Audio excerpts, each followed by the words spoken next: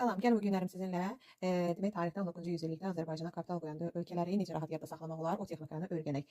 Deməli, biz bilirik ki, 50-ci illərdən artıq Azərbaycana kapital qoyuluşu görürük. Burada Rusiya birinci başlayır, ən sonunda da İngiltərə bitir. Amma müəyyən ardıcıllıq var. Burada İsveç də, Alman da, İngilis də, Fransız da, Rus da kapital qoyub. Amma bunların ardıcıllığını necə yadınızda saxlaya bilərik? Deməli, mən belə bir abreviatura kəşf elədim. Raisfin kimi yadınızda saxlayasınız. İs bir yerdədir, in də bir yerdədir. R Rusiya olacaq. Rusiya. A Alman olacaq. İs İsveç olacaq. F Fransız olacaq. İn İngiltərə olacaq. Və biz bilirik ki, 50-dən 90-a qədər qoyublar bu kapitalı, düzdür, 50-ci illərdə. Deməli, 50, 60, 70, 80, 90. Bu şəkildə bilərsiniz ki, 50-ci illərdə Ruslar kapital qoyulubdur. Misal üçün hansı idi? 1859-cu ildə Suraxanda neft emalı zavodu, bir də yəni ilk 50-ci ildən başlayır, bir də ki 60-cı ildə Nuxada 1861-ci ildə o ipəkçilik fabriki fəaliyyət göstərir.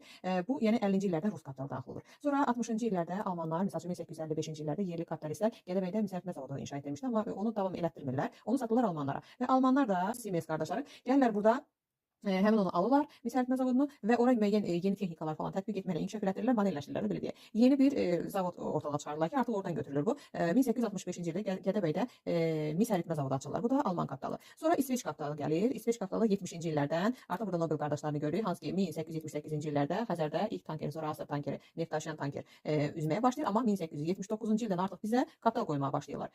Bu da buradan bir də ki 80-ci illərdə Fransız kapitalını deyirlər, qeyd edirlər, 90-cı illərdə də artıq İngilis kapitalı bura nüfuz edir. Yəni bu üsulla, bu texniki ilə rahat şəkildə bunu yadda saxlaya bilərsiniz. Yenə də qeyd edirəm, abreviatura şəklində Raisfin yadınızda saxlayın sadəcə. Ondan sonra bilirsiniz ki 50-dən 90-a qədərdir. Bu şəkildə də düzürsünüz və salam. Hazırdır. Çox sağ olun, buyurun.